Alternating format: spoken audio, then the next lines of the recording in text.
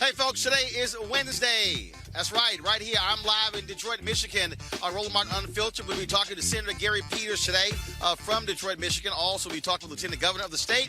Also, Congresswoman Ilhan Omar, Minnesota, one of our guests as well. We'll focus, of course, on the election. Tuesday, massive numbers all across the country. Early voting is taking place in numerous states. We're seeing record-breaking numbers take place in Texas. And so, lots to cover. It's time to bring the funk. Roland Martin Unfiltered from Detroit. Let's go. He's got it. Whatever the biz, he's on it. Whatever it is, he's got the scoop, the fact, the find. And when it breaks, he's right on time and it's rolling. Best believe he's knowing. Putting it down from sports to news to politics. With entertainment just for kicks, he's rolling. It's on go, y'all. It's Roland Martin.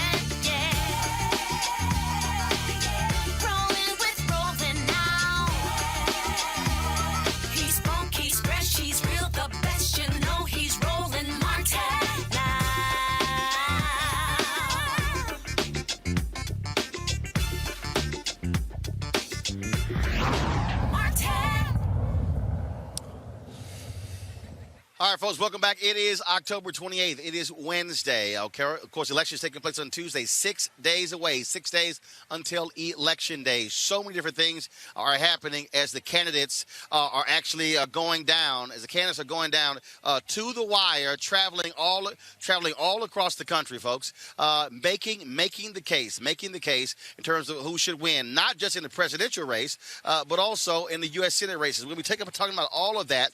One of the states we're looking at is Minnesota. Democrats thought there was a lock on that state for the U.S. Senate seat, just like here in Michigan. But the reality is it's much closer than they would have liked. A little bit later in the show, we'll be talking with Senator Gary Peters, the incumbent Democrat here in Michigan, who is facing Republican John James, an African-American.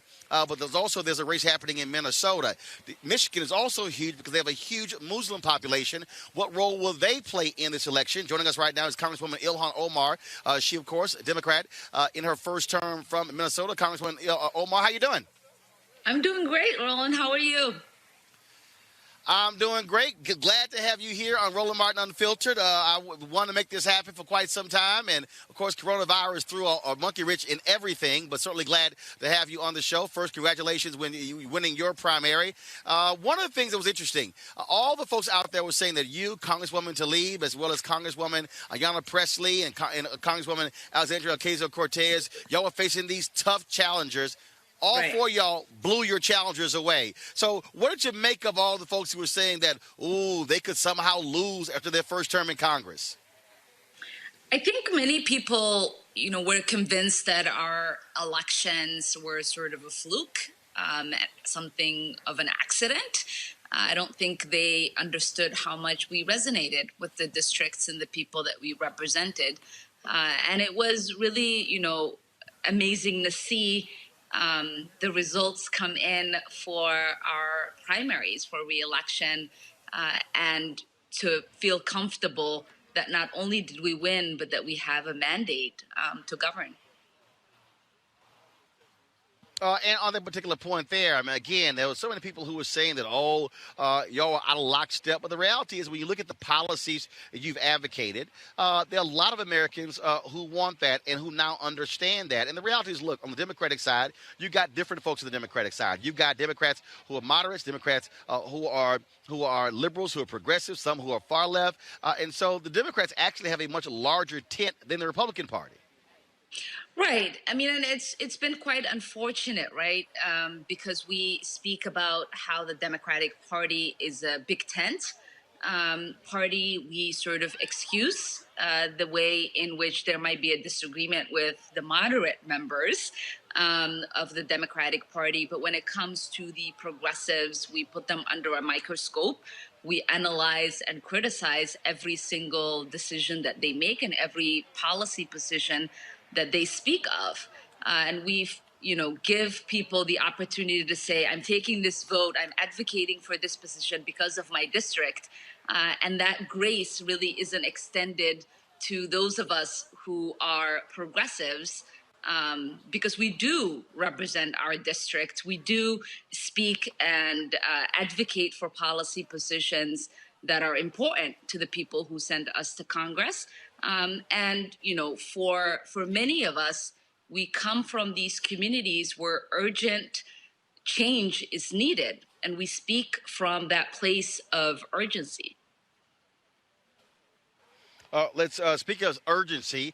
Democrats are expressing that was what's taking place in your home state. There, that was considered to be a lock in terms of on the Senate side. Polling came out showing it is actually a very tight race. Give us a sense of what's happening there in that Senate race. Of course, Democrats need to pick up 3 Senate seats across the country to take control of the Senate. As if Joe Biden and Kamala Harris win, she would be the tiebreaker. They thought that Minnesota and Michigan were states that they could put certainly in the D column. So what's happening in Minnesota there? Yeah, I mean, our amazing Senator Tina Smith is up for re-election, and the Republicans are throwing everything they've got against her. But we know that she is a strong candidate. She's done an amazing job, and we're doing everything that we can to turn out the vote to make sure that she is re-elected to the Senate, and that Republicans not only not have a chance in the 2020 election, but don't ever think that they are able to win a statewide election here in Minnesota. And of course, what you're dealing with there in Minnesota, you're dealing with a lot of rural voters in Minnesota. The Donald Trump and Republicans have really been trying to push those rural voters across the line to turn out more. Also, do you believe that what took place in Minneapolis with George Floyd, is that going to have an impact on this race? Are you seeing larger turnout there? Are you seeing folks who are energized, who are using the power from the streets with protests to actually go into the polls? Yeah, I mean, 2 things are happening. You know, we're seeing the Republicans go back to a playbook that they've used for many times, where they use fear to galvanize their supporters, and they, you know, other members of our community, they like to pit us against one another. And Minnesotans, time and time again, have rejected that fear and have said we are greater than fear. And you know what we are now seeing, secondarily, is that people have realized that they are powerful when they come out to the streets, exercise their First Amendment right to have their voice heard, and they realize that they are even more powerful when they exercise their vote through the ballot box. And so we're seeing so many people say, you know, I'm not voting for me. I'm voting to strengthen my democracy. I'm voting on behalf of my community members. I'm voting because of the love that I have for the things that I want to see changed. Last question for you. I'm here in Michigan, where they also have a tough Senate race with Senator Gary Peters running against Black Republican John James. Michigan has a huge Muslim population. A lot of people may not realize in 2000, Grover Norquist was the one who was responsible for really coordinating them and rallying them behind then Texas Governor George W. Bush. How do you believe Trump's attacks out of the gate when he was in the first month with the Muslim ban? How do you believe that is playing in Muslim communities in Michigan, in your state, and across the country? So, I mean, you know, the Republicans believe, and Trump really believes in this, that their fear and hate will galvanize their base. But what we believe is that it will galvanize the Muslim community, the Black community, the immigrant community, the refugee community, you know, the Somali community in my own state, to come out in mass numbers because they're being galvanized by the love that they have for one another. What we saw in 2016 is that 80,000 votes propelled Trump into the presidency. Those were votes that were cast in Michigan, in Pennsylvania, in Wisconsin. And we believe that we can have turnout that will allow for us to win all of those states, including winning Minnesota again. All right, Congresswoman Ilhan Omar, we certainly appreciate you joining us right here on Roland Martin Unfiltered.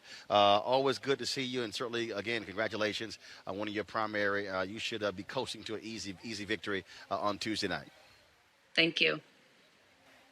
All right, thanks a bunch. All right, folks, again, we are here in Detroit broadcasting live. There are a number of folks we're going to be chatting with here. And right now, I want to talk with the Lieutenant Governor of Michigan, who joins us right now, Lieutenant Governor Garland Gilchrist. How you doing? I'm good, sir. Welcome to Detroit.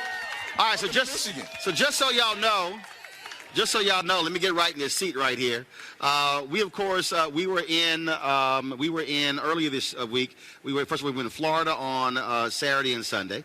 Florida Rights Restoration Coalition. Then, of course, we were in Columbia, South Carolina on Monday with Jamie Harrison. Then on Tuesday, yesterday, we were in Atlanta with Joe Biden. I didn't mind any of that at all. And then, but we realized we were coming here. I had to pack these damn hoodies. There's a reason why I left Chicago after 6 years. I do not like coming to the Midwest between the months of October and June 2nd. But we're here. I have not worn a wool cap the entire year.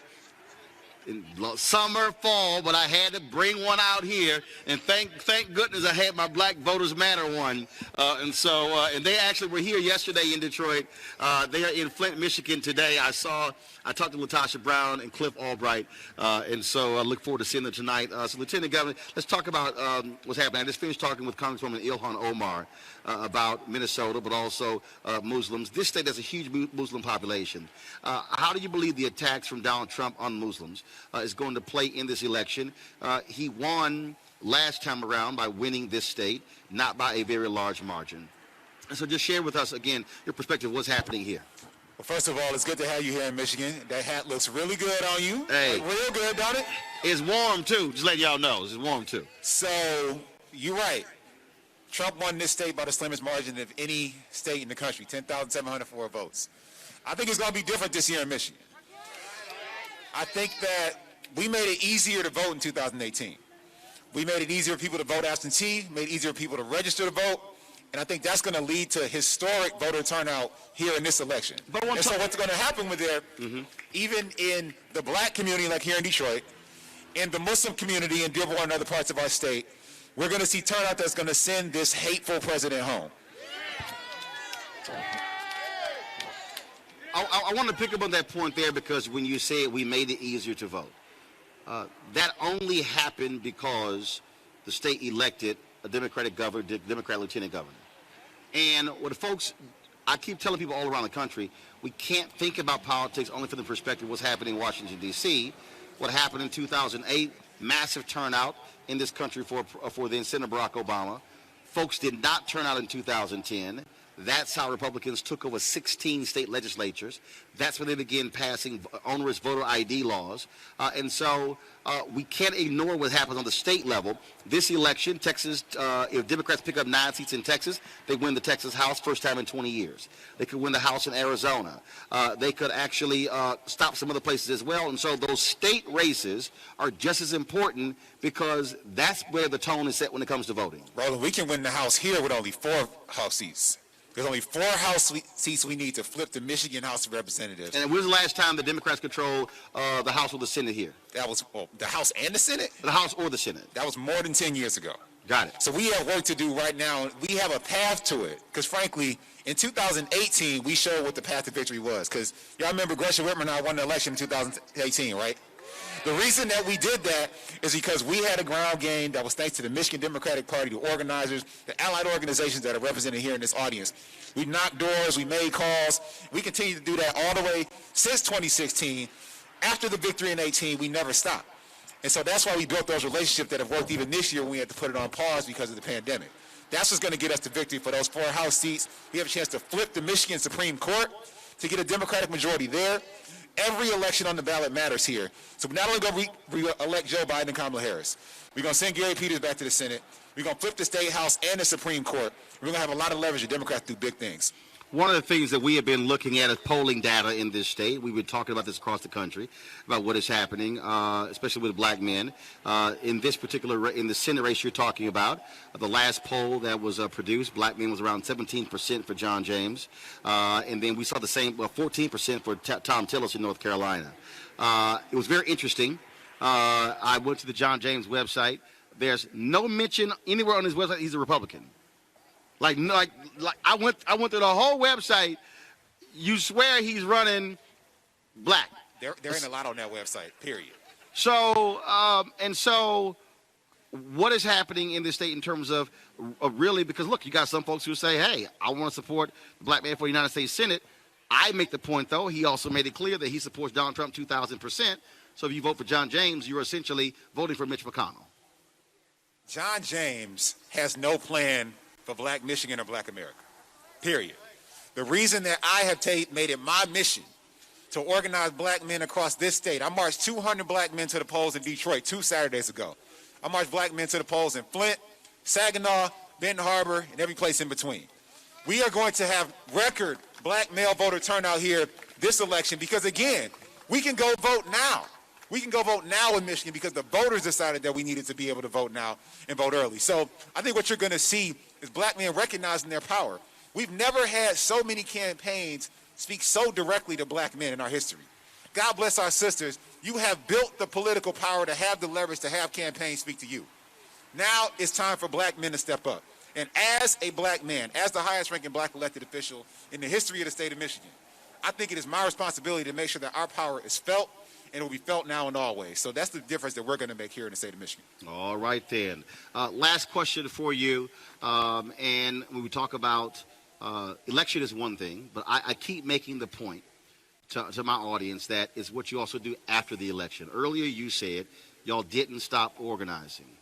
And I think that is a lesson for many African Americans. And let's just be honest, and people can disagree all you want to, but y'all know I'm not lying. Obama wins in 2009. I argued that black people were the only folks who stayed at the inauguration parade when everybody else left. That we were so excited to see a black first family, we forgot that we said, oh, he's the first black president. We forgot he's the 44th president. Everybody else made demands. Everybody else had an agenda. And so I keep saying we have to keep pushing after the election. And so Biden-Harris wins. They must understand we are going to be right there saying, you said you were going to do this, this, this, this, this. We expect to see this, this, this, this. And the same goes for Senator Gary Peters and for anybody else who's running. If you make promises, we expect you to keep them. All right, well, all of y'all know and have seen over the last 2 years what happens when you elect Democrats to office in Michigan. We elected Democrats all the way across the top of the ticket. And we've had some historic wins. Y'all know about clean slate? Automatic record expungement, the most progressive package in the country to clear people's criminal records. That's something that I worked on and led personally, that we got that for second chances for people in the state of Michigan. The state of Michigan has been the leader in responding to the racial disparities in coronavirus. That virus was killing our people at 5 times the rate it was killing everybody else. We've been able to flatten those disparities because the state of Michigan, Democrats, focused on it. John James and the Republicans, they have one plan. Their plan is to wait for you to die, whether it's due to the pandemic, whether it's due to your health care in general, whether it's due to the economy, whether it's due to our education system. They want to wait for people to die. But Democrats aren't going to wait for people to die. Instead, we're going to organize, and when we win, we continue to work. And that's what's going to keep us going forward. All right, Lieutenant Governor Gilchrist, I certainly appreciate it. Thank you so very much. Thank you, sir. All right, I appreciate it. Thank you very much. All right, folks, I got my panel back there in D.C., so I want to chat with him a bit. A. Scott Bolden, former chair of the National Bar Association Political Action Committee, Robert Patillo, executive director, Rainbow Push Coalition, Peachtree Street Project, and Monique Presley, legal analyst, crisis manager. I'll start with you, Robert. The point we've been making on this show has been about black men, but also black women on the issues. We've been across this country, again, last week, Raleigh, North Carolina, Florida, Columbia, South Carolina, Atlanta here. I'll be in Jackson, Mississippi on Sunday. What we are seeing, Robert, is significant black turnout in early voting and also mail-in voting. I think you're going to see numerous records broken this year. Well, I think you're absolutely correct.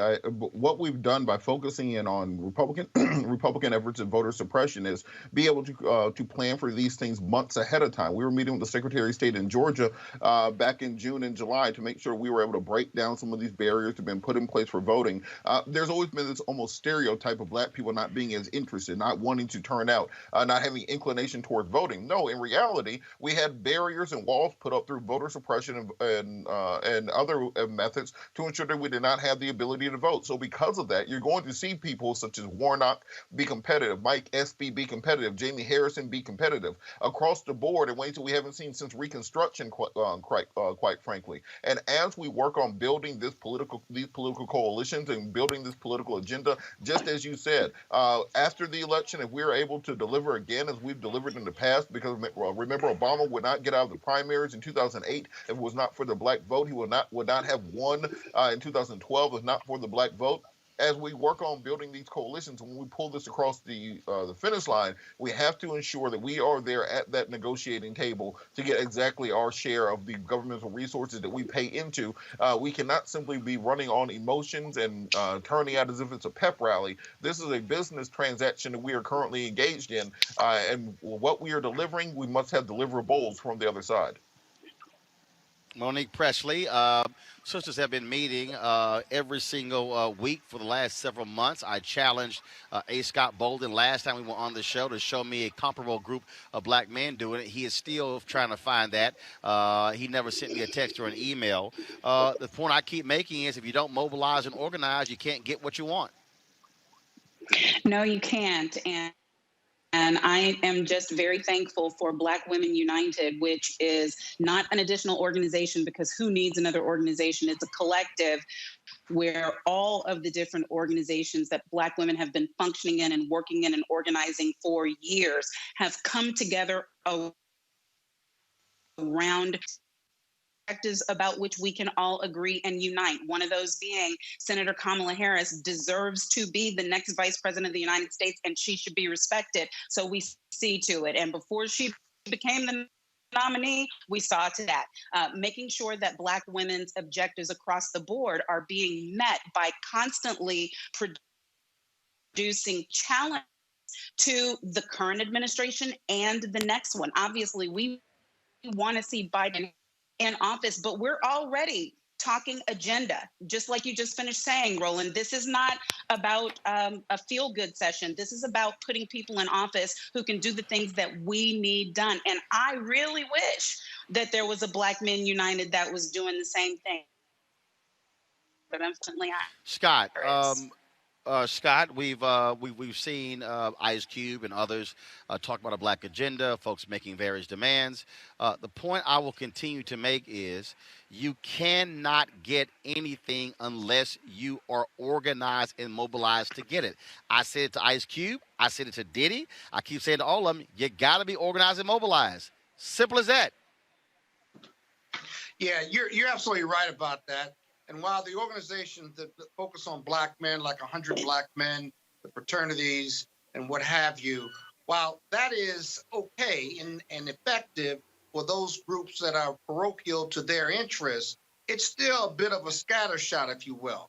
When you talk about Diddy and you talk about Ice Cube, their belief that somehow they have leverage on the Democratic Party, it's really a false notion. That's the argument for being even more organized than we are right now. They don't call politics political science for no reason. It's called political science, right?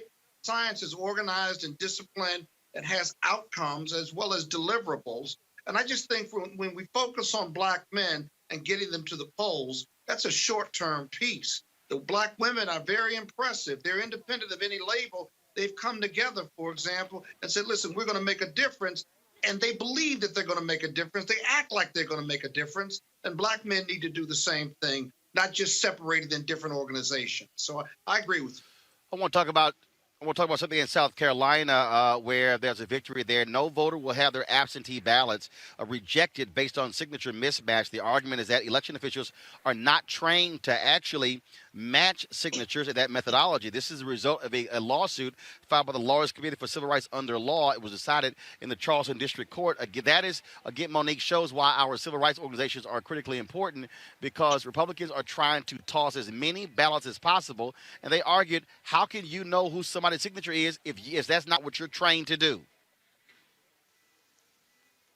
Right. And we never would have had that fight if they had not filed the lawsuit. I just hats off to Kristen Clark and to her whole organization and to all of the organizations that are fighting on the front lines for these legal battles. But at the same time, I want to say, hey, all you lawyers out there in the world, law students, almost lawyers, you're needed from now until legal monitors. And it's a very short training class that you can take to do it.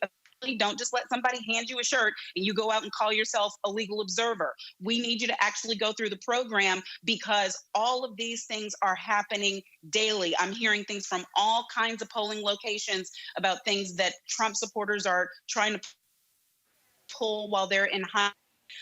About people, trying to get elderly citizens to change their vote, all kinds of things. So yes, hats off to Kristen Clark, hats off to Sherilyn Ifill, but we can all do our part. Well, Roland, that was a brilliant strategy too, if I may. Just real quick, brilliant strategy. Go ahead. We think being able to identify someone's signature and then match it up against yours, and that to the untrained eye, just as a practical matter, as part of the human condition, we can say that matches or doesn't match. That's just simply not true. It's like everybody's signature is like a fingerprint, and the idea that you need expertise, or to remind the court that you need expertise on this, is a brilliant strategy and a winning strategy, because it's really practical. It makes all the sense in the world. If you're not an expert in any court, you're declared an expert. If you're not declared an expert in it, how can you make that determination that could affect tens of thousands of voters? And so hats off to that organization and the lawyers behind it, because I just think that's an awesome strategy. All right, folks, hold tight 1 second. Got to go to commercial break. When we come back, Robert, go ahead. Robert, go ahead. About 30 seconds. Go ahead.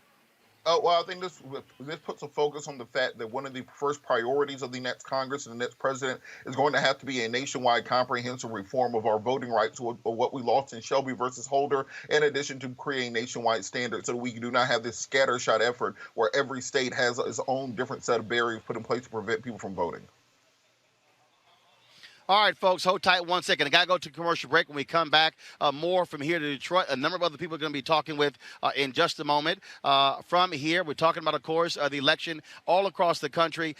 Michigan is a major battleground state, and so we'll be discussing that next right here in Roland Martin Unfiltered, broadcasting live from Detroit. This generation, which gets so much inspiration from entertainment, this generation is influenced. I mean, every generation has their influence. Yep. But I would argue, by and large, when you talk about Harry Belafonte, or you talk about, how it was, in the 60s, 70s, and even 80s, there was, you had the entertainers, you had the church, you had the activists. In our day and time, the church is somewhat losing its influence. Entertainment influence is growing. The activists are losing their influence. So where do most, this younger generation go? They go to entertainment. And so the influencers' entertainment can actually move the needle. And when you see people become active, I love how this younger group of people are saying, wait a minute, we don't like what just happened with Kavanaugh. We're going to do something about it. We don't like the fact that there's no gun control. We're going to do something about it. And I do think that as tragic as these events are, they are becoming more galvanizing to get this younger group of voters, which is so influential, to get out and do what we know they can do, which is to help move the needle in a massive way.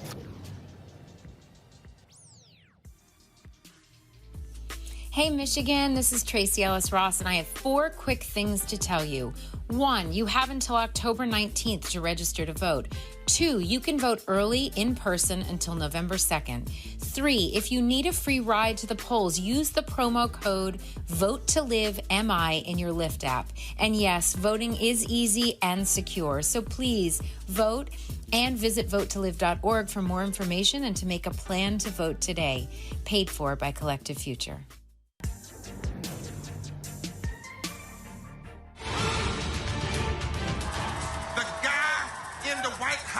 is a mortal, not a God.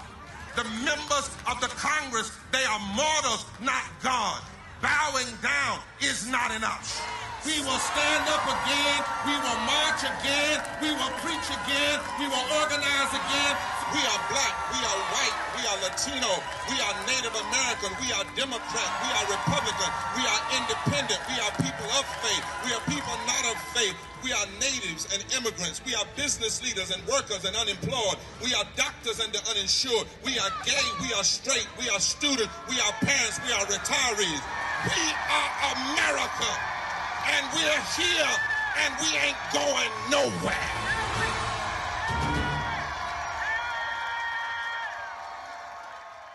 Hey, I'm Donnie Simpson. Hi, I'm Eric Nolan. I'm Shantae Moore. Hi, my name is LaToya Luckett, and you're watching Roland Martin Unfiltered.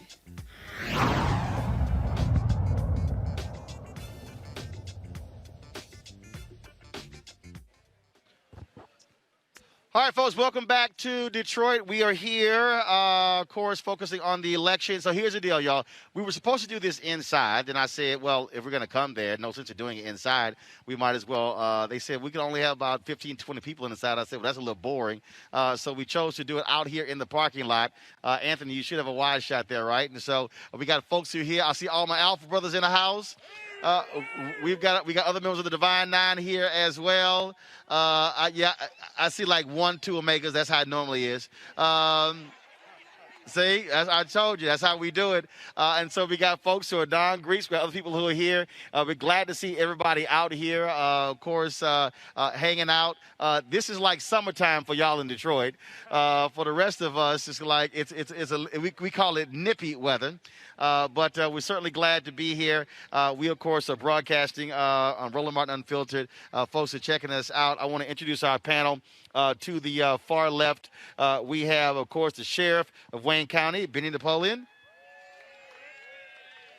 All right, Sheriff, how you doing? Of course, Lieutenant Governor Garland Gilchrist, he's with us. And then, of course, we have here the incumbent Democratic Senator from this state, Gary Peters. So I want to kick this thing off with. I mean, this has been probably the craziest 4 years many of us have seen in our lifetime. Sheriff, I want to start with you because you have this interesting thing going on in this country where you have Donald Trump who is doing this full embrace of law enforcement, ignoring really community concerns out there. We just saw what just happened 2 days ago in Philadelphia. And one of the things that people are continuing to say, when you hear people say defund the police, what they really are talking about is you've got to shift resources to deal with people with mental illness and not send folks out who are trained to shoot to kill. And so as a law enforcement officer, how do you make the case to politicians that you have to utilize resources for people to deal with mental illness? Because we've covered numerous cases where mothers call, I can't get control of my son. The case in Rochester where they put a bag over the guy's head, suffocating him to death. The young brother in Dallas was just playing with a screwdriver, ends up shot and killed. 2 weeks after Michael Brown was killed, there was a guy named Kojima Powell. Same thing, knife in his hand, butter knife in his hand. From the moment the cops arrived to the first shot, it was 16 seconds. It was 16 seconds. And so how do we make the case to law enforcement that there has to be some type of change in terms of how we deal with mental illness in police? Well, the first thing foremost, it comes from just having progressive police leadership that will stand up and admit that the criminal justice system is broken. When you have leadership that will stand up and say that this is broken, it's not working, we've been doing the same thing. Roland, I've been in police work now for 46 years, and we've been doing the same thing for 46 years, and it hasn't worked. So those of us who understand that, I have the advantage of having been a practicing attorney, and I represented people who required treatment in Michigan. So I understand that the mental health system is broken. But the problem is that when you look at the mental health system, it is one of the most ignored populations in this country. So there are people who just will not accept the fact that, we need to do more to help people who are mentally ill. prisons and jails are not the place for them. We need to make sure that they get appropriate treatment in appropriate environment. And that's one of the things that I've been struggling with and fighting for the last almost 12 years that I've been sheriff. But that's because of the sensitivity I have, because I've been a practicing lawyer representing those kind of folks. But the first thing is we've got to acknowledge that the system's broken, that what we have done does not work. We can't incarcerate our way out of the problems that we have. We need some definite reforms in policing. I ain't ashamed to say it. I've been saying this for the 46 years that I've been in police. Police officers should be willing to live in the communities that they police. My saying is you need to lay your head where you make your bread. If you want to police a community, you should be willing to live there. That's right. Without question. And there are a lot of other things that have to happen. But Lieutenant Governor Gilchrist is a perfect example. In Missouri, Republicans lead the state legislature. They, for some reason, they want to completely control what happens in St. Louis. They actually overruled St. Louis leadership and passed a law that got rid of the requirement that to be a St. Louis police officer, you had to live in the city of St. Louis.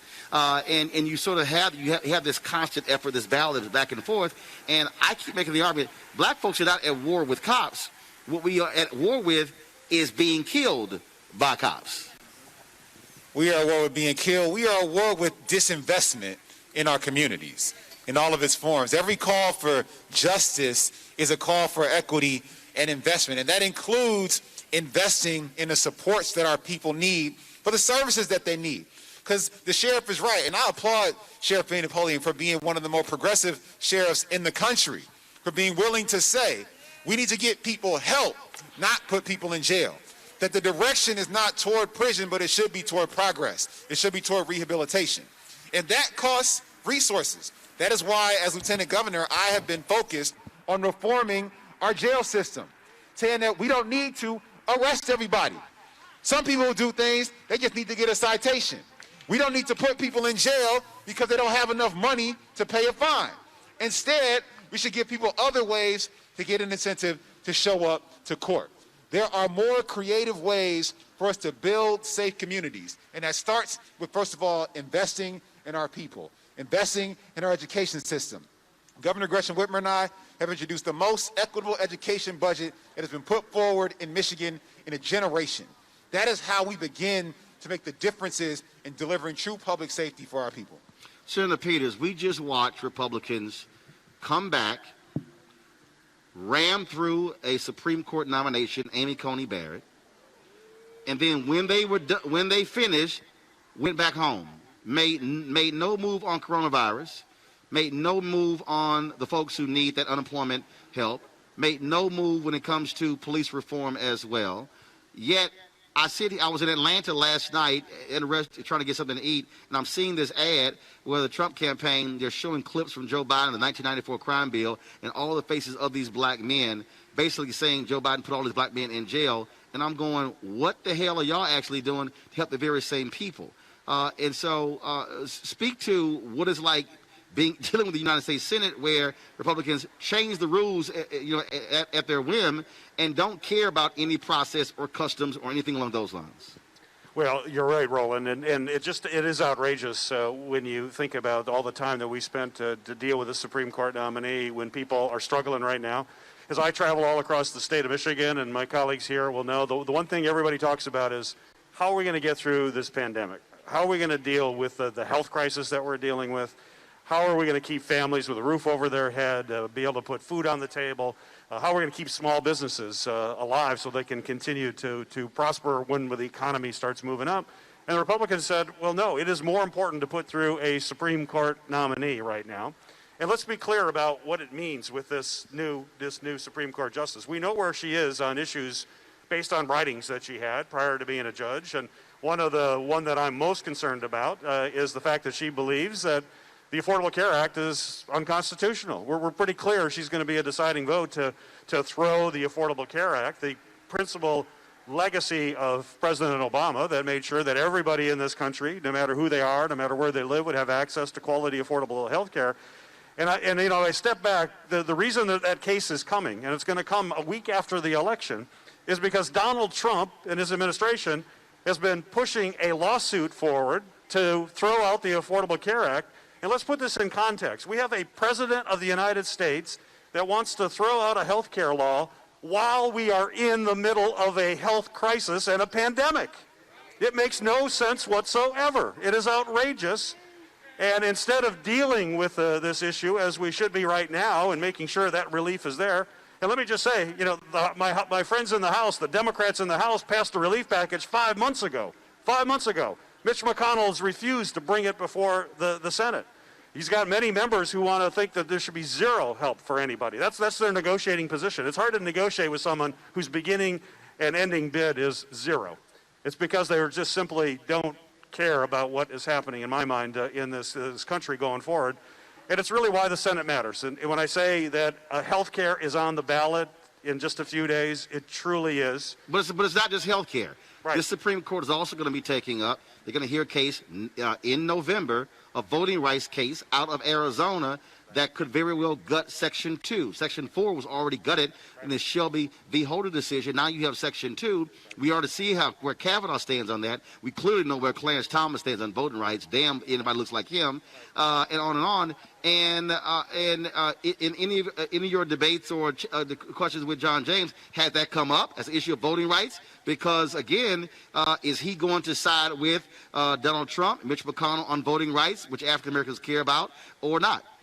You know, I assume so, in the fact that he's very proud, and you see him screaming into the camera that he supports Donald Trump 2,000%. That's a pretty big percent to support somebody, and we know where he is. He doesn't speak out on these issues. You don't hear it. Why is he not doing that? He's been running for the Senate for 4 years now. We've had all of these instances and things that have occurred. He doesn't speak out on it. He just sticks back, and he gets millions of dollars from Mitch McConnell. In fact, right now, all the folks have been watching the TV. I don't know if you had a chance to turn on the TV at all last night when you came in, but there's non-stop commercials, all negative, nasty ones that James and his buddies are putting against me. All the independent fact checkers say they're false. They're either false, they're demonstrably false, they're smears. And Mitch McConnell and his super PAC is funding that. In the last 3 weeks, they've put $20 million of negative, nasty ads against me, trying to buy this seat for Mr. James because he said he supports Trump 2,000%.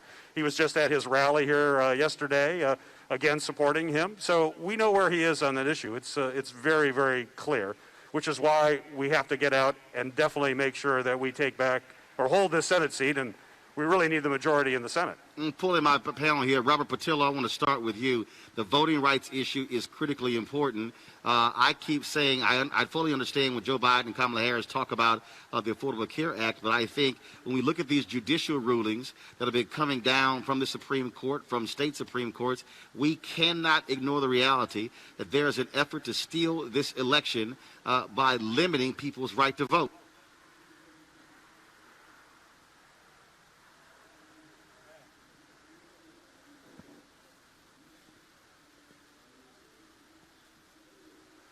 Robert, I can't hear you. Fine, get Robert's mic fixed. Scott Bolden, take that same question. Absolutely right. You know, I often say that the Democrats, despite the polls, have got to run like they're behind because the Democrats are running against Donald Trump and the GOP. They're running against voter suppression, and they're running against Russian interference. And the empirical data is out there to support that. And so we've got to keep the pressure on. We may be 6 days out. 70 million people have voted already. This election is pretty important, those 70 million, because that's an active and energized Democratic base. I don't care what Donald Trump's 40% is doing. So, Roland, you're absolutely right. I have, if I may, one question I have for your panel in Detroit is that what is Detroit doing to get people to the polls, their Democratic base out? 6 days out, it's now about taking them to the polls and making sure their vote counts. And I heard the lieutenant governor talk about taking 200 black men in various jurisdictions. I think that's awesome. From a statewide effort, right? How are you getting them to the polls and counting those votes? Because if Michigan is going to be close, counting those votes is super important. Monique Presley, pick up on that particular point, how critically important voting rights will be with the Supreme Court and who controls the United States Senate. They're both news to stress it. Frankly, I'm concerned, Roland, and I've been concerned. You know, I've got my Black Voters Matter shirt on. Tonight I see your sweatshirt because we've just kind of leaned in to do everything we possibly can to ensure that people are informed, that people get to the polls early. Well, early is almost over, guys. So if you're still holding on to a mail-in ballot, and Roland already told you this yesterday or day before, but if you're still holding on to a mail-in ballot and thinking about putting it in a U.S. Anthony, pull the Postal YouTube Service page mail faster.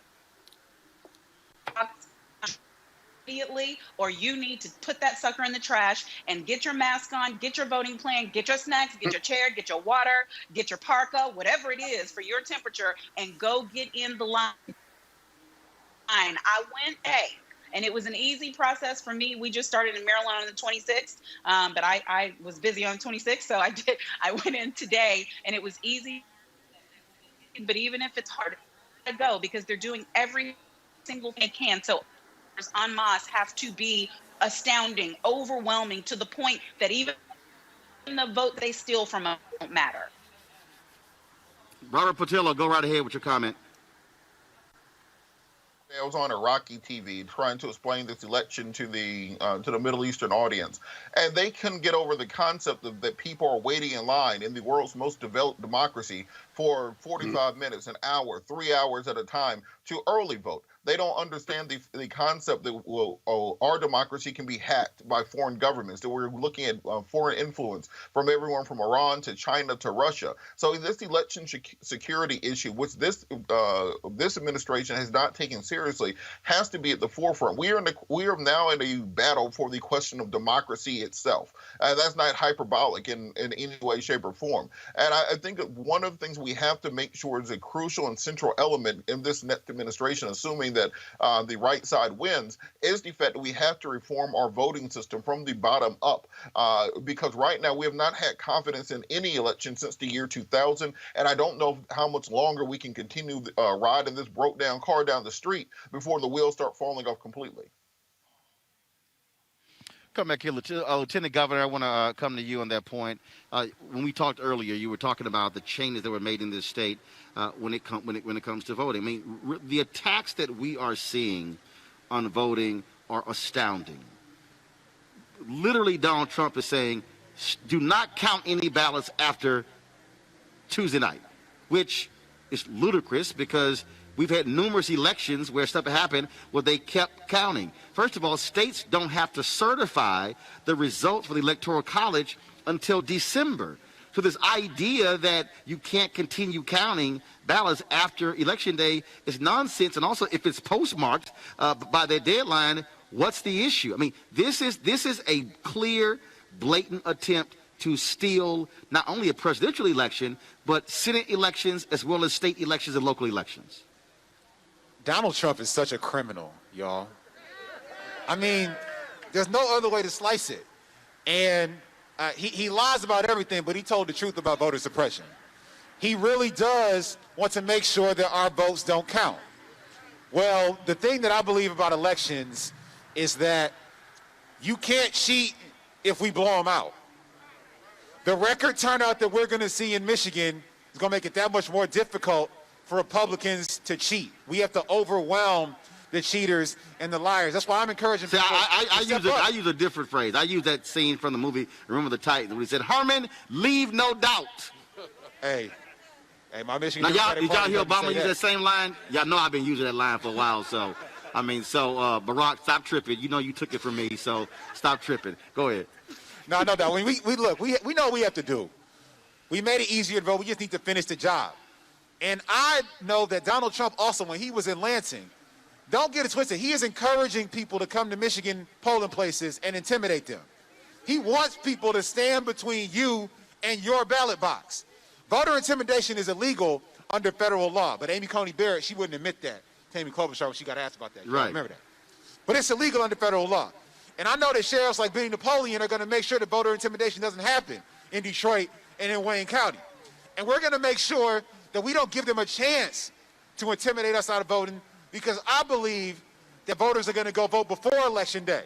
Again, November 3rd is the last day of the election, not just election day. So you can go make a plan to vote and make sure your friends and family, your neighbors, everybody you love, everybody who loves you, makes a plan to vote too. Because we have something to vote for, not just to vote against Donald Trump, but to vote for our future here in Michigan. Sure, we've seen folks out there recording individuals dropping off their mail ballots. We saw in Minnesota where there were private guards hired to purposely intimidate folks at the polls. As somebody who's in law enforcement, you speak to that, and also speak to, frankly, other law enforcement officers who are very proactively supporting Trump and Republicans, saying nothing when that's illegal to intimidate voters. Well, I can tell you unequivocally that I am in the definite minority when it comes to law enforcement leadership in this state. I was one of the few people to step up and say immediately that I will be prepared to assist any community in Wayne County that has an issue with voter intimidation. I will be ready, and trust me, I will be ready to assist in the event that that is happening. Law enforcement leadership has to change, and honestly, we're going to need some federal legislation to mandate that, Senator Peters, because it won't happen on the local level, because the thought process in a lot of communities is a lot different than the progressive thought process that you see really dominating this country. And until such time as we kind of force some people to do some of the things that really need to be done from a law enforcement perspective when it comes to reform, it really is not going to happen. So we really need to start looking, Roland, at making sure that we get a mandate in the Senate, that we have a Congress totally that's supportive, and have a president that will sign it to see some real criminal justice reform. If that doesn't happen, you are not going to see it. I'm just going to be blatantly honest with you. So I want to pick up on that point right there, Senator Peters. I have been befuddled and confused as to why Democrats are not taking credit for the First Step Act. First of all, Donald Trump is running around making it sound like he is the criminal justice messiah, when the reality is the First Step Act passed the House first. Democrats control that. Trump's folks wanted initially to do prison reform. They were forced to do criminal justice reform. When it went to the Senate, there were people like Senator Cory Booker, Senator Kamala Harris, Senator Dick Durbin, even Republican Chuck Grassley, who said this is not good enough. I don't understand why Democrats are letting this man run as if he was the sole force behind the First Step Act when Democrats made it possible. Take credit for stuff y'all do. Well, I'm with you, Roland, and we need to speak out, because you're right. It was Democrats that pushed it. We do want to take it even further, though it doesn't go far enough, as you know, which is part of our efforts. But, I think we got to get back, and we got to remember, too, when we're looking at police reform and the bills after the horrific murder of George Floyd, when we needed to take immediate action, we're past the time for studies and discussion. It's time to take immediate action now. And we've got to call out the Republicans for that. We had the opportunity. The House passed a very comprehensive bill, as you know. Things that we know that we can do. We can ban chokeholds. There's no reason to have chokeholds. We don't need to study it. We don't need to investigate it. We just need to ban it. We got to pass a law to do that. Other things that we must do, and the Democrats have leaned into, but we're going to need to take the majority in the Senate to do it, is that if a police officer is accused of wrongdoing, there needs to be an independent investigation outside of the department where you have a fresh set of eyes. You don't need to study that anymore. We know that is the way to maintain trust in a community, and I think the sheriff will agree that trust is the most important part of making sure that law enforcement is integrated in that community. And if you have wrongdoing and it goes to an independent or an investigation in the department, there's a perception it's the good old boy network, once again, taking care of their own and not dispensing true justice. We don't need to study that. We don't need to look into it as the Republicans were talking about it. We just need to pass the bill. It passed the House. It didn't pass the Senate. In fact, the bill that they put before us had such a low bar, it was an embarrassment. They just wanted to appear like they're doing something when in reality they weren't. The bill was before us. I talked to Reverend Wendell Anthony, the NAACP, Reverend Bland, the Council of Baptist Ministers, folks from the Urban League. They said, Senator, don't vote for that bill because you can't start negotiations at the floor. You got to bring it up, and we've got to lean into it. But it was clear that Mitch McConnell and the Republican Senate had no desire whatsoever to deal with it. And I can guarantee everyone in this audience, when I get reelected, when we take the majority in the United States Senate, it will be a priority. We don't need to talk about it anymore. We don't need any committee hearings. We just need to put it on the floor, send it to President Biden, and get it signed into law, and that is what we will do. Roland, I have to, because the senator's talking about that. Look, the citizens, especially in urban communities, need to have more say-so in the hiring and the firing process when it comes to the people who police their community. When I joined the Detroit Police Department many, many years ago, one of the final steps was an oral interview. I had 3 cops on that interview. Why shouldn't they have had a citizen from the city of Detroit sitting on that interview judging whether or not I was somebody they wanted to police their community? Same thing goes when we fire people. I have fired many an officer to go to arbitration, people that I don't believe should be in law enforcement, and you have an arbitrator who gives them their job back. Why aren't citizens involved in that arbitration process to determine when someone comes back into their community? So but the arbitration process, though, the problem is not the arbitration process. The problem is what was negotiated that allows it to happen. So, for instance, in Georgia, until there was outrage in Georgia, a police officer who was possibly looking at being indicted had the right to sit in the grand jury in Georgia up until 2 years ago. So it's not secret. A secret grand jury. Now, mind you, if any of us got called into a grand jury to testify, we couldn't even bring our lawyer in. State law allowed the officer to sit in the grand jury to hear testimony against him or her. You also have the rules that says that, if an officer is involved in a shooting or some incident, they can wait 5 days before they give testimony. In some places, they allow them to review the testimony, the witness interviews before they make their interview. So that's really where, on the front end, what has to happen, as far as I'm concerned, city leaders, county leaders, and state leaders have to draw a line in saying, no, that will not be in the contract. And if that's not in the contract, we're not signing a contract. There cannot be 2 systems, one for law enforcement and one for the rest of us. I don't disagree with you at all. I agree with you 100%.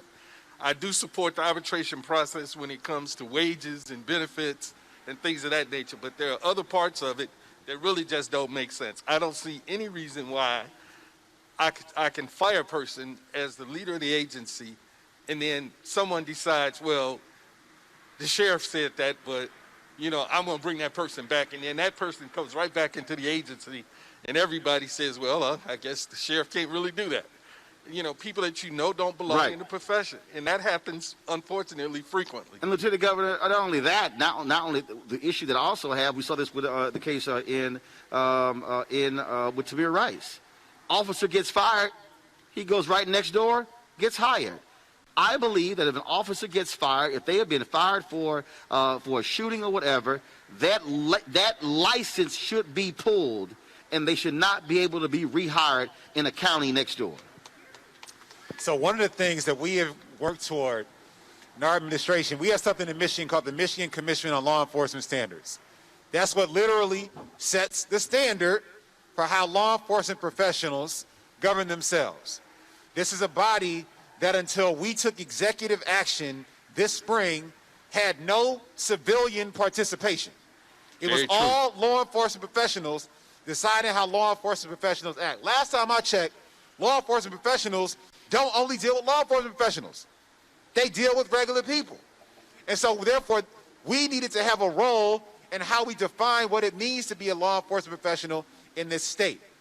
When we have that voice, including the Michigan director of the Department of Civil Rights and other civilians who we've appointed to that board, that begins to change the culture in what it means to be a law enforcement professional, how we train people, how we support law enforcement professionals. Because let's be clear, law enforcement is a hard job. We need to have supports available. And people are empathetic to that because we want law enforcement professionals to be successful. But we need to work together on this by setting a different standard. And that would include defining accountability. Because yes, if you have broken a rule or broken the law or hurt someone in one jurisdiction, that's relevant to what you would do in another jurisdiction. So we should take that seriously, have a process to deal with that, and so that there can be not only accountability, but also a chance to be able to make these things right. We've started that process here in Michigan, and I believe that that's a model how that can go forward nationally. To my panel back in D.C., get ready. I'm going to come back to you in a second. Senator Peters, on that same vein, let's say things go well on Tuesday. You win re-election. Democrats get control of the Senate. What will be? I mean, will the issue of criminal justice reform, will that be one of the top 3 priorities once the new Congress is sworn into session? There's no question it is going to be the top priority, although I was to be clear that the top priority, and what I hear, and I mentioned this earlier in the program, is getting through the coronavirus crisis. I mean, that's just got to be number one. We've got to make sure we get through this health. Here we are still sitting here with our mask and doing social distancing. We shouldn't be doing this so long. It's a result of the fact that we have a president who ignored the severity of what he was dealing with, did not manage it properly, and quite frankly, he needs to be fired for messing up on the job and why we're still here. So we've got to do that. Wait a minute, they just put together a report saying that that mission accomplished. Yeah, look at all of us here. Is this mission accomplished? Look at all of us here. You're right. It's the constant spin that we see. So we've got to fix that. That's got to be first and foremost, dealing with that and making sure jobs.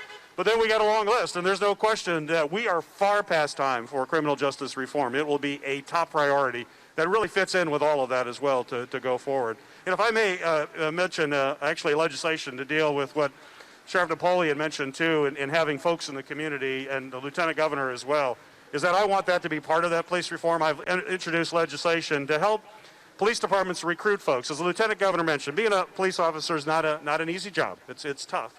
And it's sometimes difficult to recruit good folks into the profession. So how do we do that, and how do we also strengthen something that we know is incredibly important for trust in the community, and that's community policing, and understanding that when you have folks who live in the community, who understand the community, those are the folks you want to hire to be in law enforcement, because they know the community, and equally important, the community knows them. It's a two-way street. So the legislation I have that we would hope to put in there is a grant program to have Sheriff Napoleon can recruit, and then we'll have a grant, a federal grant that'll pay for police academy, pay for any courses that you need in criminal justice to get your certification to be an officer. It's all paid for. It's a grant, and it'll all be forgiven under one condition. You spend at least 4 years working in the police department or the sheriff department in your own community. If you serve in your community, all of that will be forgiven. I understand after 4 years, people will probably stay a whole lot longer, but the idea is let's recruit from within. Let's have our own come in and work and make sure that we can set them on their life, and that's got to be a priority for us. And that's not a foreign concept, because we're the same thing when it comes to folks who go work, who are doctors who work in certain areas. I want to go back to my panel. I have 3 lawyers on the panel on this whole issue here. We're actually seeing this. I talked about the First Step Act. I talked about, again, how I think Democrats are not taking more advantage of this. Robert Patillo, I'm going to start with you. This is it's an Achilles heel for Joe Biden, the 94 crime bill. We see this in focus groups. Senator Kamala Harris, people still criticize her record as Attorney General and District Attorney as well. Again, I believe the Democrats have to be far more aggressive on explaining what they have actually done with criminal justice reform and not let Donald Trump somehow act like he's been the king of it. Robert, I'm going to start with you first.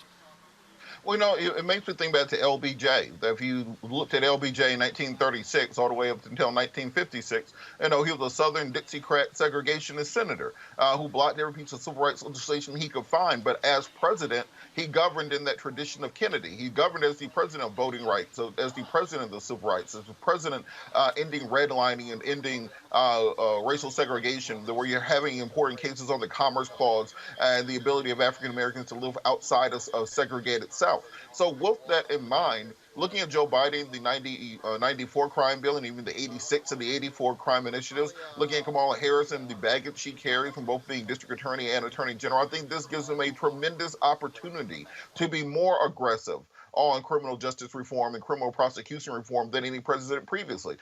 President Obama always had the Achilles heel of not trying to seem as if he was favoring the African American community, that he was doing more for them, being the black president. What was the old saying? He's not the president of black America, he's the president of all America. And for somehow black America got forgotten in that saying. So I think what has to happen going forward is that because Joe Biden and Kamala Harris have this baggage on criminal justice, they should be more aggressive in setting out their vision for what will happen within the first 100 days of being elected. So, articulate that you're going to release black political prisoners who have been incarcerated for decades. Articulate that you're going to retroactively expunge records on marijuana, which crippled families and communities for generations, and now other communities are becoming billionaires off of. You can have a bold, strong, and assertive message, and it is our job as a community to ensure that they follow through in that, because they're going to depend on us for this win.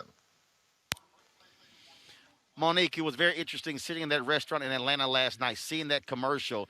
The sound wasn't up. What I saw was grainy video. I knew what the video was, and all I saw were these black and white images of these tight shots of these black men. And I saw the Biden video, and I said, really? Is that what the Trump folks are doing? I mean, they are really trying to make it seem like like he is just the absolute benefactor of black men in this country. So let me just start by correcting the immediate record from what my colleague Robert just said. I'm going to start with Senator. She's not carrying baggage regarding criminal justice reform, regarding criminal prosecution. What she's carrying is the banner of a prosecutor and an attorney general, statewide attorney general, first black woman ever to hold the office in California, who did her job with excellence. Part of doing that job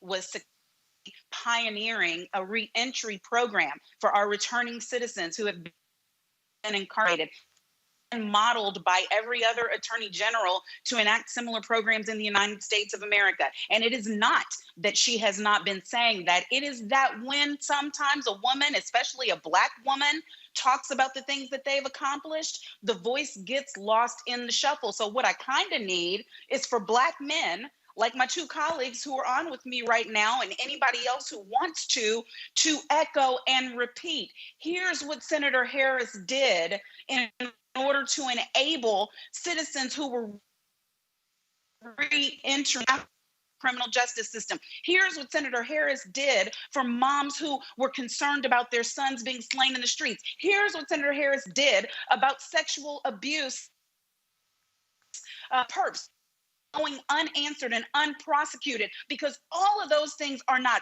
baggage. Those are medals of honor, and she should be treated as such. Where Vice President Biden is concerned, and the 94 crime bill and anything that happened before that, let's just be honest.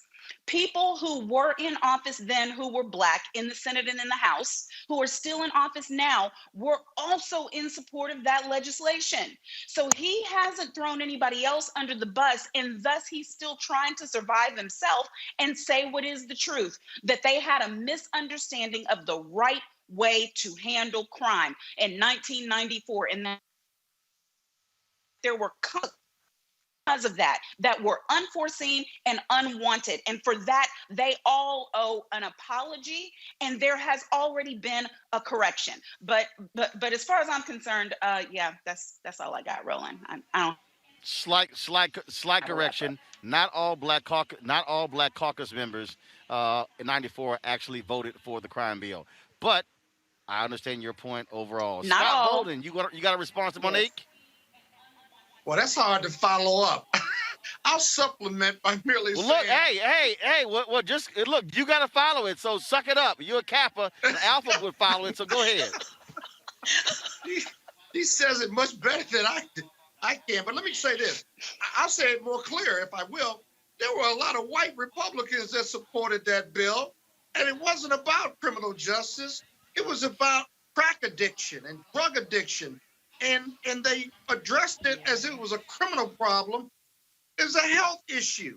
It was a health issue then, and all of a sudden the opiate crisis that affects more white folks than black folks, affects both of them.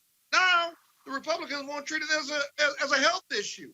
I'm glad they've come to the realization, but they can't apologize or take their hands off for the 1994 crime bill. And I wish Biden and Harris would just say that they supported it too. Mitch McConnell supported it too. And so I think the Democrats could do a better job of messaging on that. And then secondly, I was a former Black prosecutor in New York City, right? I was an asset to the community because I treated drug addiction and put people in programs because I didn't see it as a crime. I treated drug dealers differently, if you will. And I brought my set of values and my life experiences from my community in Joliet, Illinois, and in Atlanta, and my life experiences to exercising that incredible power of discretion. We better be glad we got Black prosecutors if they're committed to the community in those positions. So I have no problem with Kamala's leadership. She was outstanding, and she did more help for the Black community than incarceration for the Black community. It's a bottom line proposition, and it never stops being that. All right, folks. I could have lawyers talk all day. We'll be here all day. Gotta go to a commercial break. When we come back on Roland Martin Unfiltered, more from our panel here in Detroit. Lots more to talk about here with this election right here in Roland Martin Unfiltered, broadcasting live from Detroit. We'll be back in a moment. I mean, if you like the way it's that's what's going on around you, and that's the way it is, then fine. But I said, if that's how it is, then sit it out. But whatever happens, then you own it. And if you own it, then you can't complain about it.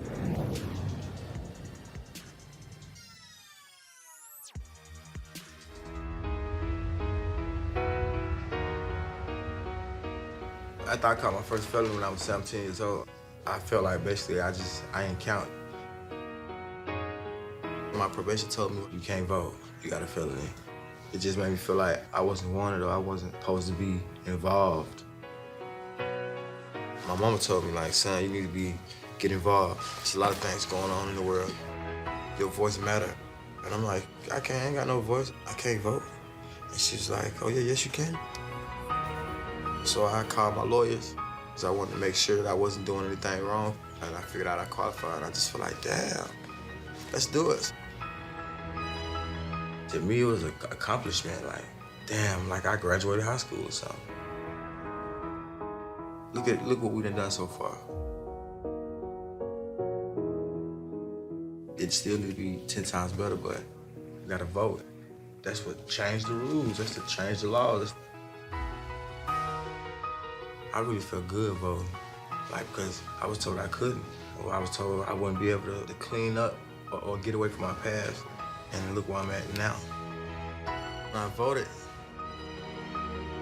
and I was able to be a part of where I live, which is here at home in America. My voice mattered.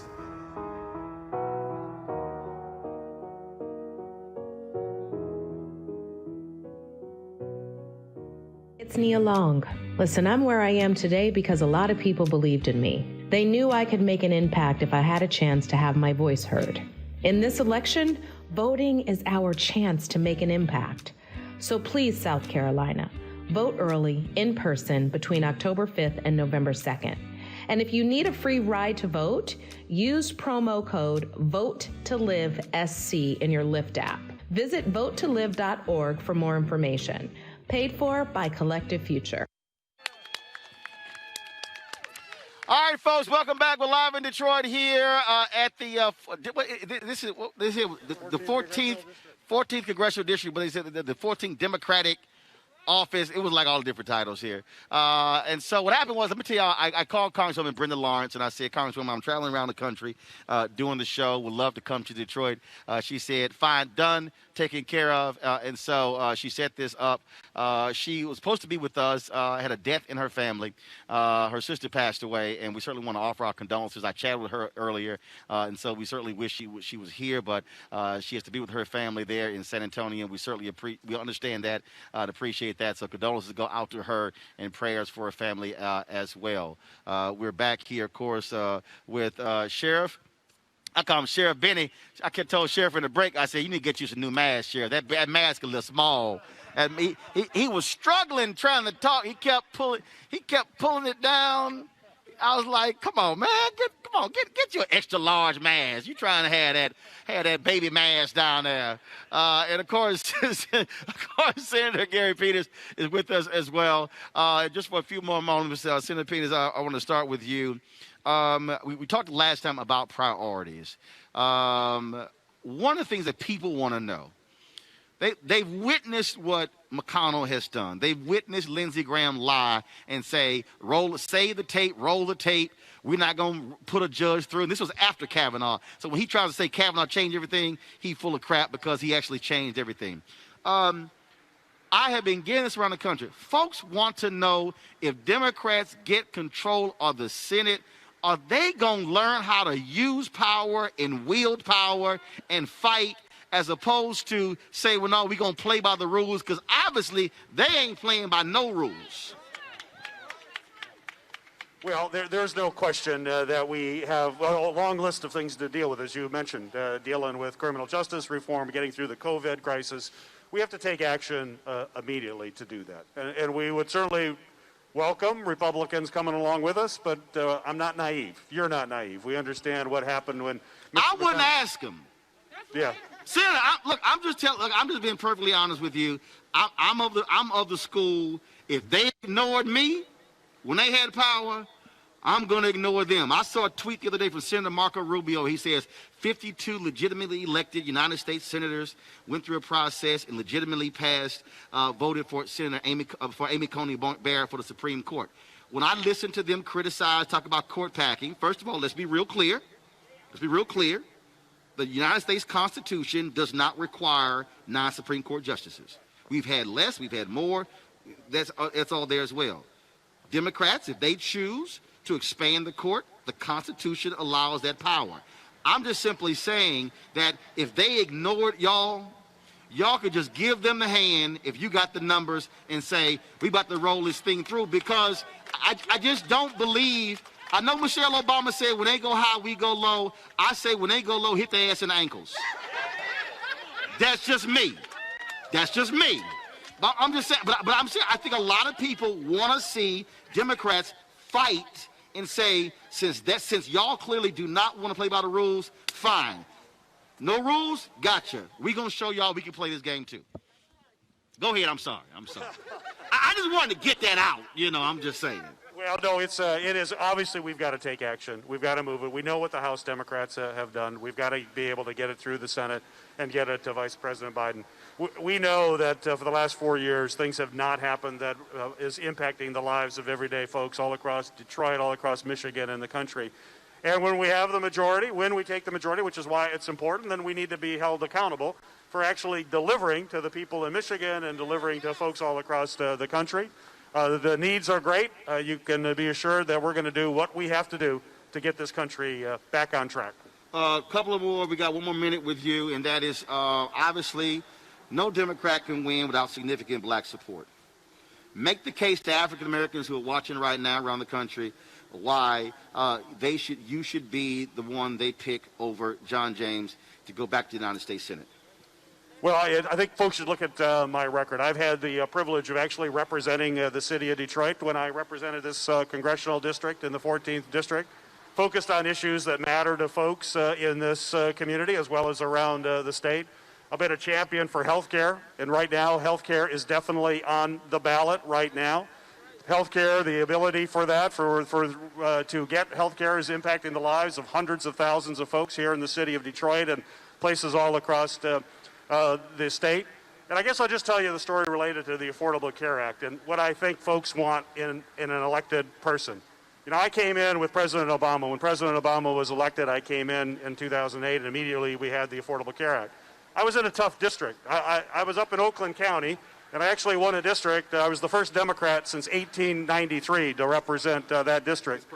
And the President went forward with the Affordable Care Act. And as if you remember how contentious that was and the big town hall meetings and people hollering and screaming. And in my district, we had one town hall meeting with 1,200 people at a high school that were yelling and screaming, another 1,200 outside that were yelling and screaming to come in.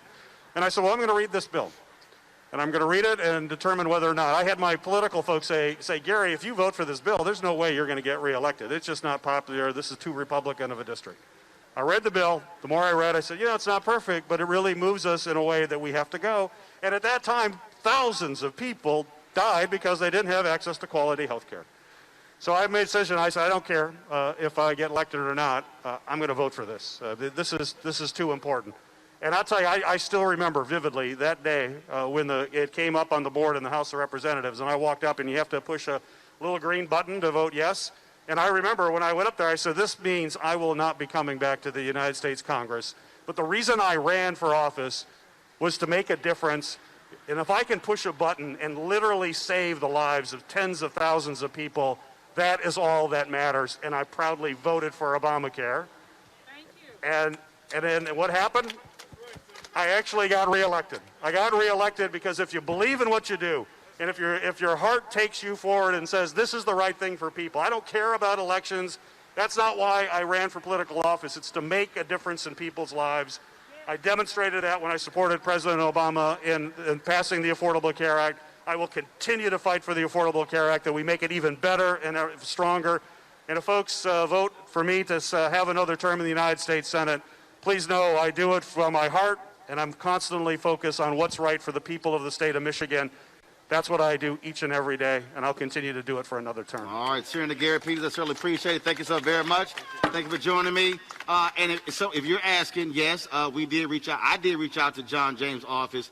They didn't hit us back. So the black guy won't come talk to a black media show. So y'all just factor that in when y'all go vote. Senator Gary Peters, I appreciate it. Thanks a lot. I'm going to go to a break. We'll continue our panel here. But actually, I'm not going to go to a break. I'm going to toss this back to our panel first, and I'm going to throw this question out. I guess I'll start with Scott Bolden. I normally start with Monique or Robert because, Scott talks too damn long. But Scott, but I'm righteous one of the things word. that I'm righteous in my word. Yeah, okay. One of the things that we also will be looking at, Scott, here when you look at these closing days. I mean, bottom line is this is not about trying to lay out more policy plans. This is really about stating your case right now to the voters. What should the closing argument be for Joe Biden and Kamala Harris? What should it be for Democrats in these closing days? Up and down the ticket, it ought to be Corona, the state of the economy because of the COVID virus, our plan versus their lack of having any plan, and then health care and improving Obamacare. You believe in the Democrats and you believe in your vote. It's a vote for hope, not fear. It's a hope for science, not fiction. And it's a hope for a better tomorrow for all of us, not just the 40% of the Republicans who are diehard Trump supporters. That's really what this election is about. And if I was Biden and Harris, I'd be hammering that home. If I'm running for the Senate, the House, or State House, I'd be hammering that home. 70 million people have voted already, majority of them Democrats based on some reports, and many more are going to vote. But that's really what's at stake. And the right to vote and the voters, the saturation of reminding people to vote has been more powerful than ever. But that's the choice voters have to make. And hopefully they'll make them for Biden, Harris, and Democrats up and down the ticket. Robert Patillo, closing arguments. What are they? We're in a battle for the nation's soul. We are in an existential crisis. We are living in a place where right now there are right-wing militias roaming multiple U.S. cities, where we're seeing a rise in white supremacy and white nationalism. We are seeing a situation where we do not have a national plan to contain an international pandemic. And while all these things are going around, we have a far right-wing media that is focusing on conspiracy theories and Russian propaganda. We have to have a return to normalcy where we have a government which is focused on the needs of the American people, your economic needs, your healthcare needs, your family needs, and every other need which the American people have, and not simply the enrichment of a small group of oligarchs. This is a question of what America will be for the remainder of this century. If we get this wrong, we do not know from where we'll have to come back from. Monique Presley, closing arguments. In case anyone has ever doubted it, leadership matters. And the absence of leadership matters even more. This in right now is directly because of an absence of leadership by the United States Congress specifically the Senate, and by the highest office in the land and supposedly the world, the United States president. We can end this chaos. We can end this confusion. We can stop having to go to virtual weddings, virtual funerals, virtual birthday parties. We can stop having to grieve separately. We can stop all of the things that we are experiencing due to failure of leadership by electing Joe Biden and Kamala Harris and voting blue all the way down the ticket so that they are not stymied when they get into office, but they have a Senate and a House who will back their plan. Our very lives depend upon it. All right, Monique, Scott, Robert, we certainly appreciate it. Thank you so very much. We're going to go to a break. We come back live here in Detroit. We'll have a panel here, and then we'll talk to actress Cheryl Lee Ralph as well. You're watching Roland Martin Unfiltered, broadcasting live from Detroit. We'll be back in a moment. I mean, if you like the way it's that's what's going on around you, and that's the way it is, then fine. But I said, if that's how it is, then sit it out. But whatever happens, then you own it. And if you own it, then you can't complain about it. Hey, it's Nia Long. Listen, I'm where I am today because a lot of people believed in me. They knew I could make an impact if I had a chance to have my voice heard. In this election, voting is our chance to make an impact.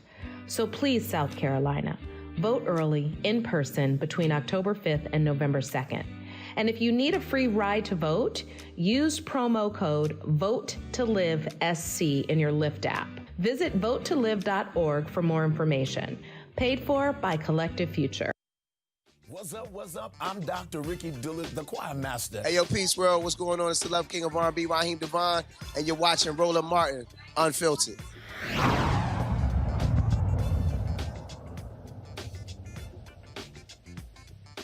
Y'all clap, clap, clap, clap. Hey, folks, welcome back to Roland Martin Unfiltered here in Detroit. Glad to be here. Let me bring up my next panel, Al Elvin, president of the Detroit Alphas, and state senator from the 4th District and chair of the Michigan Legislative Black Caucus, Marshall Bullock. Hey, folks, how we doing? What's that little group you in? Oh, well, first of all, you can't be talking about how you're in Omega. You can't grab the microphone. I mean, you got. I mean, see. Check. 1 2 1 2. See, y'all ain't used to being on. Y'all ain't used to nice stuff. I know. I mean, you come on, you start talking. Ain't no microphone. The Alpha grabbed the microphone. See, I mean, I have a comment for that, but I'm gonna keep it to myself. Yeah, See, that's how it goes. Welcome to Detroit, Roland. I'm glad to be here. Glad for folks who came out. We certainly appreciate that. Let me ask you this question again. We talk about.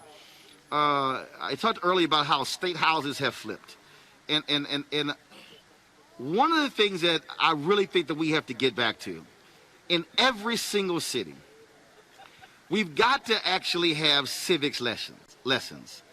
Because the average person really doesn't understand how legislation happens.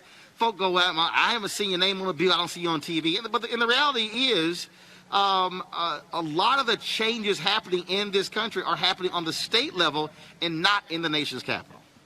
I agree. Most of the things, politics are local.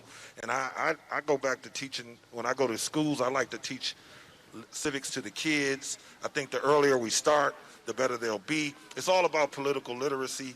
And as the Lieutenant Governor said earlier about flipping the House, those of us that are in the legislature have to do things that we're not accustomed to doing, is go help our other counterparts in marginal areas. So I was just knocking doors on the west side of the state and knocking doors up in Saginaw, knocking doors in Benton Harbor. So those are things that we have to do, and they only need 4 seats to flip the House. And we keep that momentum. In the state of Michigan, we can flip the Senate with just 4 seats. And so we have a close margin to overturn all of that and still have a Democratic governor, which we haven't had in almost half my lifetime. Al, on that point, I gave the Brotherhood speech at the Alpha Convention a couple of years ago in Baltimore. And I have been saying this for more than a decade, that there are a lot of, we talk about alphas and omegas and kappas and sigmas and AKAs and deltas and zetas and sigma gamma rho, iotas, and go down the whole line with the Divine Nine. I said, but there's a bunch of folk who don't see us on a regular basis. I think one of the areas that we can do, aside from our internal meetings, is literally have these citizenship training classes. We saw a lot of that during the Black Freedom Movement, the Civil Rights Movement, where people were being taught. Because, again, you got folk who say, I got a problem with my water bill, and they call in the state rep. Exactly, and I have to. I got a problem with this, and they call in the state senator. Or I can't get my Social Security check. No, baby, that's your member of Congress. And I think also how you connect the dots, because folks say, well, in this state, 90,000 people left the top of the ticket blank in 2016. 70,000 in Detroit. If half of those folk did not leave the top of the ticket blank and chose Clinton over Trump, she wins by 25,000. And I think people don't understand who appoints the federal judges, president, who confirms the federal judges, senators. So if you want federal judges that are going to be right-wing judges, then you're going to vote for John James. If you say, well, I'm going to vote for him because he's black, but he's going to vote for judges like Donald Trump has had 218 federal judges he's appointed, one black. One out of 218. So the question is, who will John James vote for? Those are the federal judges who are ruling on voting, who are ruling on the environment, who are ruling on civil rights. And so we have to connect the dots for a lot of people who don't understand politics in that way. So I would certainly agree with that.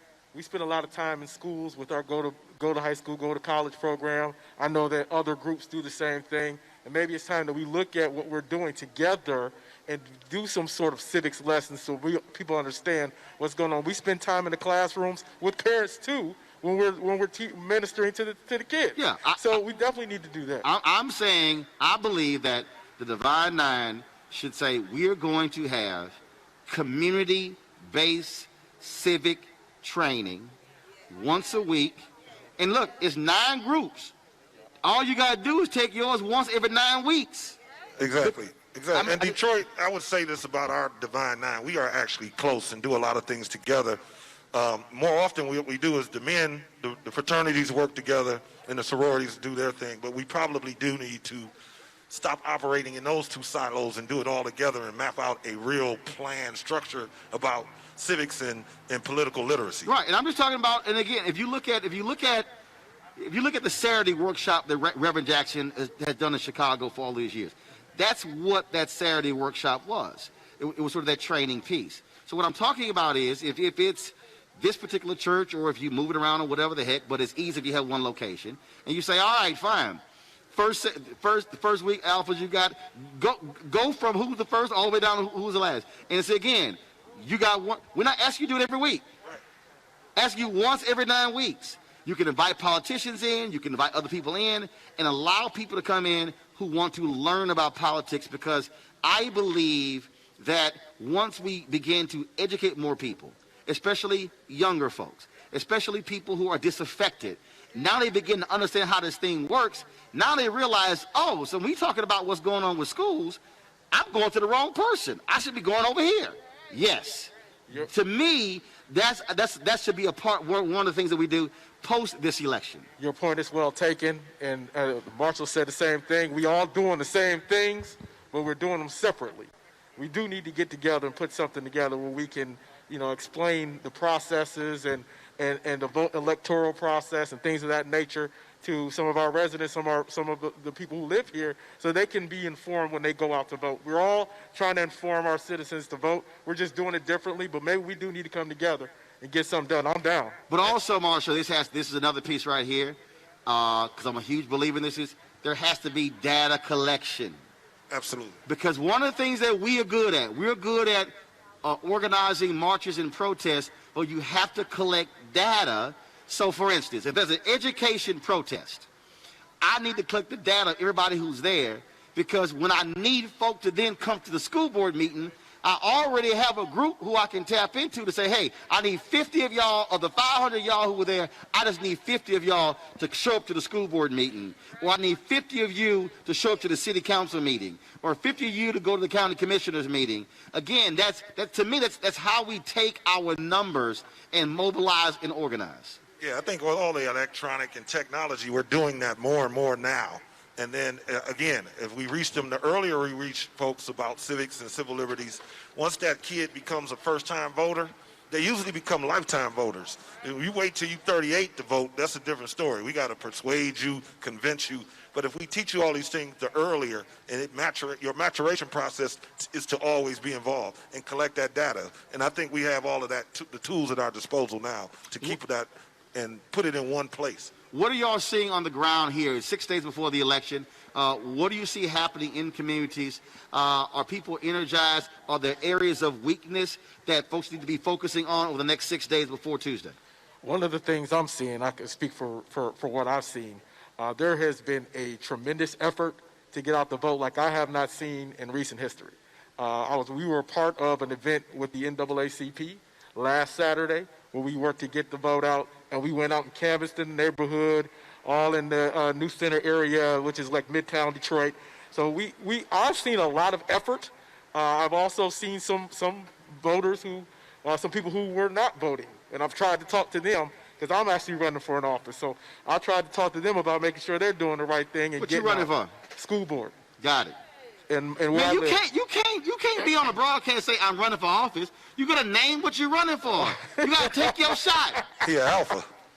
So I'm running for school board in Oak Park. Don't get hurt. A little north of here, but yeah, that's what I'm doing because I want to affect change in my community. Gotcha. Yep.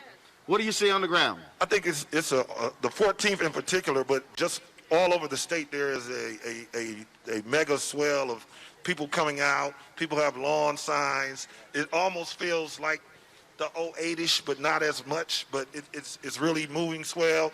And then you got folks who are, saying they haven't voted in a while. They're coming back. They're registering to vote. And we made it easier in Michigan. You can register the day of at the polls. No excuses. No excuses. Now, is that only in early voting, but it's on November 3rd as well? No, you can register at the polling site. You can on register November 3rd. on the day of November 3rd. If you don't have, we make sure we've been informing returning citizens. They have a right to vote. As long as you're not incarcerated in Michigan, you can vote. So you shouldn't have any excuse for that either. So if you serve your time, you can vote when you get out. You can vote as long as you could be in jail waiting to be sentenced and you're still eligible to vote in Michigan. Oh, okay. So they have to get you a ballot, et cetera. So it's about informing, making sure people know what's happening on the ground, and then also making sure people know about the nonpartisan part of the ballot, which is proposals, which is the judges, which is the school board. Yes, those things are just as important locally than they are. Actually, they're even more because you're more impacted by those local positions. So, and then, I'm fighting for my man, Gary Peters, and I've yet to see the other candidate even mention Black Lives Matter, where I've seen Gary say those things. So I'm just, making sure that we out and we're doing what we can. We're knocking doors all the way up until the day of. We need more volunteers to count these ballots. In Michigan, we passed legislation to actually start counting the ballots a day before. We try to get a longer time, but that's what at least we got an extra day to start a day ahead. So it'll kind of combat some of these things that's coming out of Washington. All right. Well, gentlemen, we certainly appreciate it. Thank you so very much. Keep up the good work. Thanks for having me. All right. Thank you so very much. Hey, folks, Dr. J is one of the folks who also is talking about the importance of getting out to vote. This is what he had to say.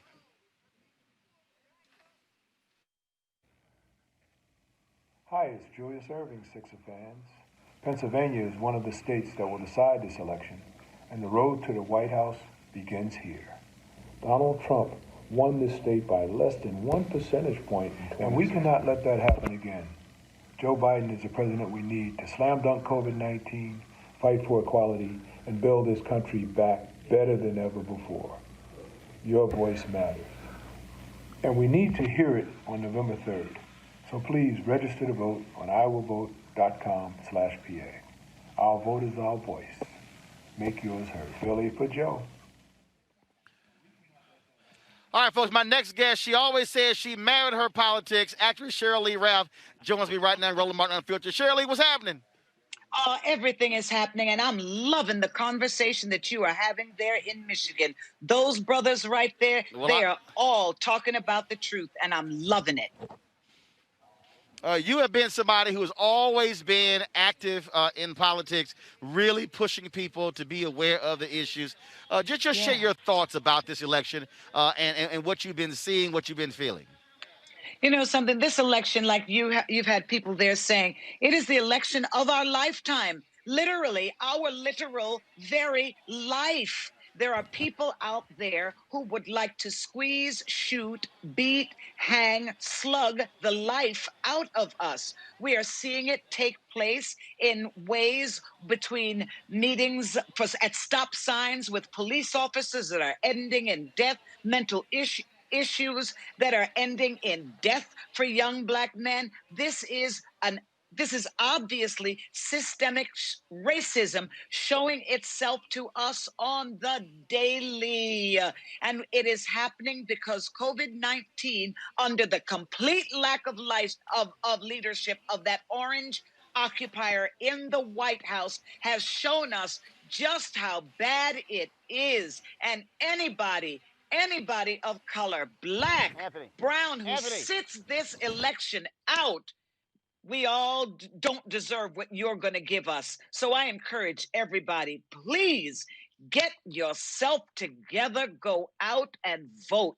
If you got to vote, if you got to be there, you're going to have to vote early. Plan to vote successfully. If it's cold, bundled up. You can't stand, sit down, bring a chair. You need water, make sure you bring water. You need to work out, have the right music in your headphones, but stay online and vote like your life depends upon it, because it really does.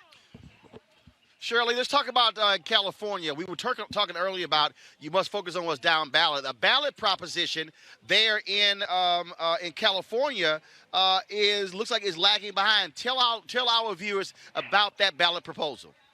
You know something, it's interesting. It's Proposition 16, and that is the equal opportunity ban. And I'm like, why are we letting the past divide us? Why can't we come together and vote on what is needed for the future? How we battle, how we combat systematic racism is by making sure that everybody has an equal opportunity and an equal shot at education. Back in 1996, I believe the governor was Pete Wilson. Pete Wilson and all of his cronies in the GOP at that time, they kept using race to divide us. And they said, look, everybody has an opportunity. If you're Black, if you're poor, that's no reason for you to have a leg up. Well, yeah, it is, because for so long, people have had their legs, their knees, everything at our neck. Vote yes on Proposition 16 so that we can have equal opportunity programs. We need them more than ever right now. And to say you don't want Proposition 16 is to say that, hey, people of color, Black lives, they don't matter. And that's got to stop. Yes on 16, California. Well, and on that point, there are other ballot initiatives all across the country. And in fact, that was a ballot initiative in 2018 that created a commission that would redraw lines here in Michigan because they got tired of the gerrymandering happening in the legislature. That's how people can change. The Amendment 4 passed in Florida, giving voting rights back to those that are formerly incarcerated. Republicans have been fighting that as well, upwards of 1.4 million people. And so we can't ignore those ballot initiatives, Shirley. We cannot ignore these things. And very often we vote for things not having the proper information, which is why what you were proposing, that organization, social organizations, sororities, fraternities, make the commitment to teaching young people about what it means to vote and vote properly.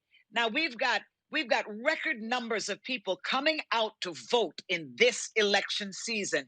We need them to come back in 2 years. We need them to come back 2 years after that. We need them to keep up so that we can get the people, the leaders at the gate that we need, who understand what our needs are.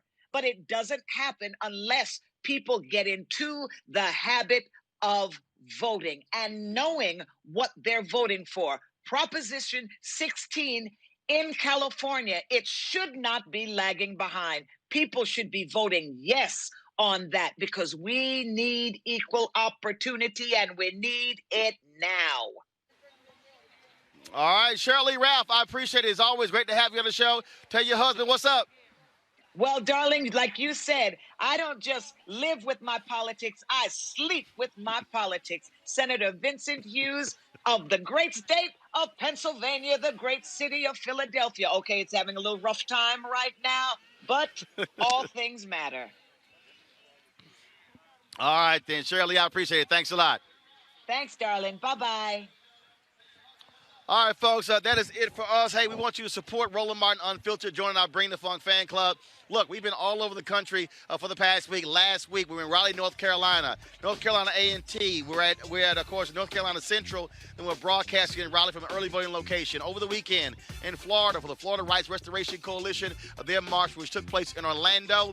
Then, of course, on Monday with Jamie Harrison in Columbia, South Carolina. Tuesday with Joe Biden, Raphael Warnock, and John Ossoff. Of course, here interviewing Senator Gary Peters in Detroit and others. Back in D.C. tomorrow, but on Sunday, I'll be in Jackson, Mississippi with Mike Espy for a big Get Out the Vote rally taking place there. Then, of course, we'll be back in studio Monday, and we have our election night coverage. We're not going to be live from 6 to 8 because we're going to be broadcasting 8 hours that night on election night, covering all the races, and we're also going to have our show. We'll be simulcast on iHeartRadio's Black Information Network radio stations, about 20-plus stations across the country. So we will be actually on national broadcast on radio, plus right here on Roland Martin Unfiltered, every single on our YouTube channel, Facebook, and Periscope as well. Support us, of course, via Cash App, $RM Unfiltered, PayPal.me/R Martin Unfiltered, Venmo.com/RM Unfiltered. You can send a money order to New Vision Media, NU Vision Media, Inc., 1625 K Street Northwest, Suite 400, Washington, D.C., 2006. We've got about 13,200 folks who are now fan club members. Of course, we want to get 20,000 of those folks joining us, so please do so. So I will see you guys tomorrow. That's it. Want to thank everybody for making this possible, for setting this whole thing up. Literally, y'all, this thing was put together real quick. I called Congresswoman Brenda Lawrence last week, and she said, hey, we're going to do it. And so I want to thank all the staffers, everybody who made it possible, the folks who came out here, my frat brothers, folks with Divide 9, so many others who are here. We certainly had a great time, and so thank you so very much. Y'all keep supporting Roland Martin Unfiltered. I'll see y'all tomorrow. Y'all always know how I end the show. Real simple. Holla!